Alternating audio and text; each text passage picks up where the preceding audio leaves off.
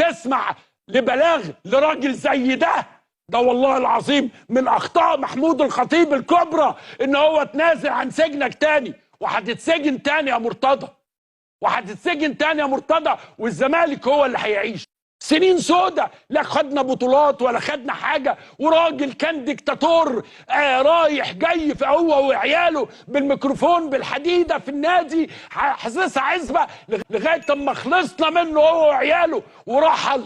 المعزول راح في 60 داهية. المجلس ده جاي بعد مجلس دمار، جاي بعد مجلس ديون، جاي بعد مجلس مرتضى منصور.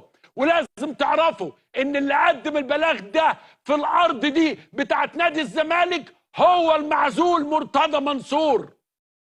هيموت الراجل. الغل والحقد اللي بيقول لك بحب النادي وعمري النادي انا وعيالي، انت وعيالك دمرتوا النادي يا مرتضى، وانا ما بخافش منه.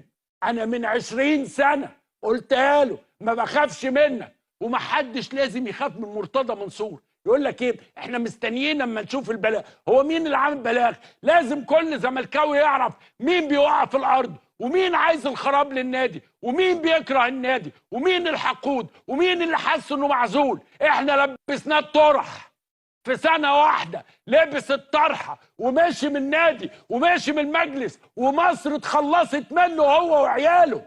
اخلصوا من مرتضى منصور، ما تخلوش مرتضى منصور يجري وراكم.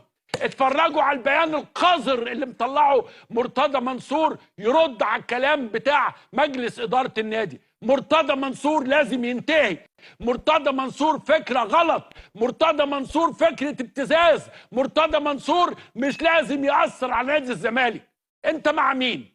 انت عايز ايه؟ انت مع الشرعية المجلس اللي موجود، الناس المحترمة اللي موجودة. ده راجل ودانا في 60 داهية، وانا قلت الكلام ده في عهده وهقوله تاني وتالت، ولا يهمني بنكله ولا يساوي حاجه عندي.